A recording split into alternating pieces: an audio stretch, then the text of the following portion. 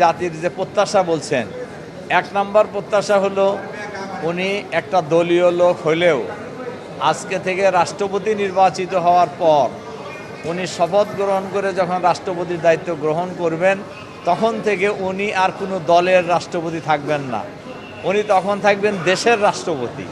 সুতরাং আমরা আশা করব যে উনি দেশের রাষ্ট্রপতি হিসাবে কোনো দলীয় এজেন্ডা বাস্তবায়নের চেষ্টা করবেন না, উনি জনগণের স্বার্থ সংশ্লিষ্ট বিষয়ে নিরপেক্ষ ভূমিকা পালন করবেন।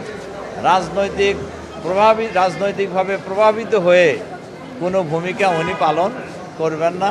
এটা হলো আমাদের সবচেয়ে বড় প্রত্যাশা। আমরা তো নিজেরাই প্রার্থী একজন দিছি, তা আমরা তো মনে করছি যে সার্বজনীন প্রার্থী, আমরা বিরোধী দলের পক্ষ থেকে যাকে দিয়েছি তিনিই সার্বজনীন প্রার্থী।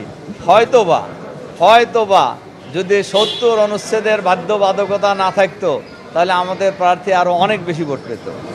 ভোটের পরিবেশটি কোনো অভিযোগ আছে কিনা? না, ভোটের পরিবেশ আমাদের দৃষ্টিতে আমরা ওই জাতীয় নির্বাচনে যেমন নির্বাচন কমিশনার ২ নম্বরই কাজ করছে, এই নির্বাচনে আমরা ওইরকম কিছু দেখিনি। রাষ্ট্রপতির কাছে আমাদের তো মূল প্রত্যাশা যে উনি নির্বাচিত হওয়ার পর উনি আর কোনো দলীয় ব্যক্তি নন, উনি এখন রাষ্ট্রের রাষ্ট্রপতি হিসাবে উনি দলীয় চিন্তা চেতনার ঊর্ধ্বে ওঠে নিরপেক্ষভাবে দেশ পরিচালনায় ভূমিকা পালন করবেন, জনস্বার্থে উনি নিরপেক্ষ থাকবেন, এটাই আমাদের প্রত্যাশা।